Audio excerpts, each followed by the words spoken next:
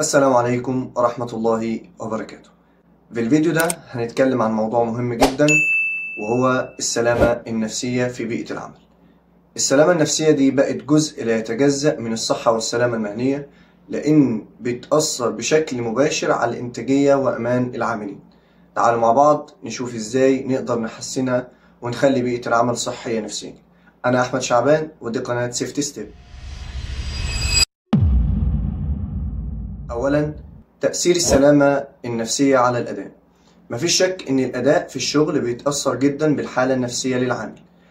لو العامل مضغوط أو مش مرتاح نفسيا هيبقى تركيزه أقل، وده مع الوقت هيزود نسبة الأخطاء والحوادث في بيئة العمل. معايير زي النيبوش والأوشا بيتكلموا عن إزاي الصحة النفسية بتلعب دور في تقليل المخاطر ورفع كفاءة العاملين. عشان كده تحسين السلامة النفسية لازم يكون على رأس أولويات أي شركة. 2. دور الإدارة في تحقيق السلامة النفسية. الإدارة لها دور كبير إنها تخلق بيئة عمل داعمة نفسيا للعاملين. معايير الأيوش بتنصح إن لازم الإدارة تكون متواصلة دايما مع العاملين، وتسمع لآرائهم وتوفر لهم مساحة للتعبير عن أي مشاكل نفسية بتواجههم في الشغل. ممكن الإدارة تطبق استبيانات دورية وتقييم الحالة النفسية للعاملين، وتبدأ تحط حلول واقعية زي تقليل ساعات العمل المرهقة وتوفير أماكن للراحة. 3. الوقاية من الإجهاد النفسي. الوقاية دايما أفضل من العلاج. العامل مش لازم يوصل لمرحلة الإجهاد النفسي الشديد قبل ما الشركة تتدخل.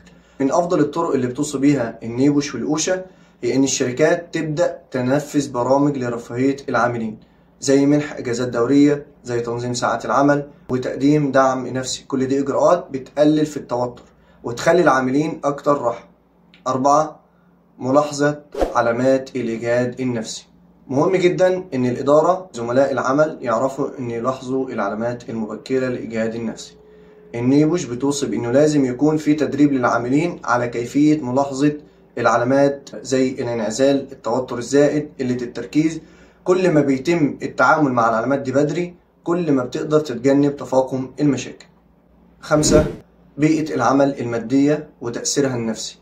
مش بس العلاقات والتعاملات هي اللي بتأثر على نفسية العامل، لكن كمان بيئة العمل المادية لها دور كبير. الأوشا بتنصح بضرورة تحسين بيئة العمل من ناحية الإضاءة، التهوية، الديكورات، عشان توفر راحة نفسية للعاملين. لما المكان يكون مريح العامل هيكون أقل توتر وأكثر إنتاجية. 6. العلاقة بين السلامة النفسية والمعايير المهنية. الالتزام بمعايير زي الأوشا والنيبوش والأيش مش مجرد اختيار، دي قواعد بتساعد على تحسين بيئة العمل بشكل كبير. الشركات اللي بتلتزم بالمعايير دي بتلاقي تحسين واضح في الإنتاجية وتقليل في نسب الحوادث. السلامة النفسية بتعتبر دلوقتي جزء لا يتجزأ من السلامة والصحة المهنية. 7 حاجة، خطوات عملية لتحسين السلامة النفسية. تطبيق السلامة النفسية مش معقد خالص زي ما البعض ممكن يتصور. خطوات بسيطة زي تنظيم ورش عمل توعية، أو توفير دعم نفسي للعاملين، وتحليل استبيانات الحالة النفسية بتقدر تحسن الوضع بشكل كبير.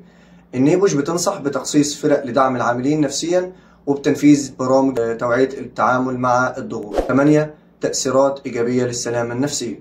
لما بيتم تحسين السلامة النفسية مش بس الأداء الفردي اللي بيتحسن، لكن كمان الفريق كله بيتأثر إيجابيا. في شركات طبقت السلامة النفسية وشافت فرق كبير جدا في الروح العامة للعاملين، وفي الإنتاجية، وفي تقليل نسبة الحوادث.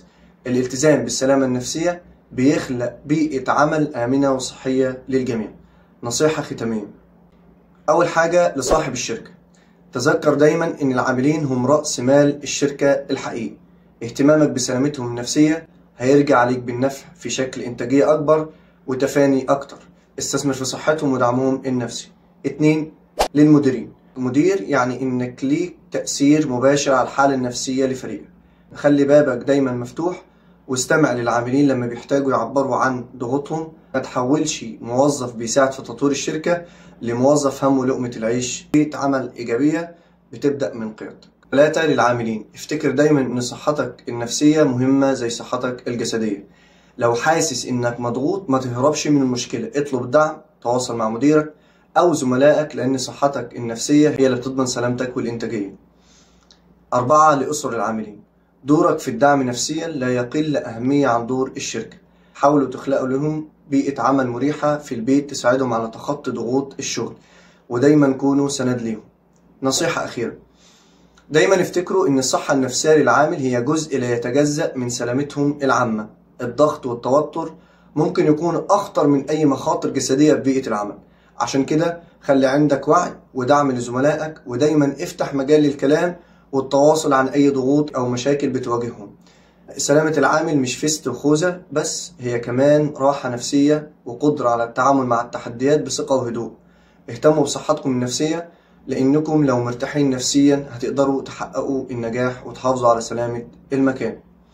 سلامة العاملين هي مسؤولية الجميع. اهتمامنا بسلامتهم النفسية هو خطوة مهمة نحو بيئة عمل أكثر أمان. شكرا على المتابعة، وما تنسيش تشتركوا في القناة سيفتي ستيب عشان يوصل لكم كل جديد في السلامة والصحة المهنية. وياريت لو عندكم أي أسئلة واقتراحات تسيبوها في التعليقات. السلام عليكم.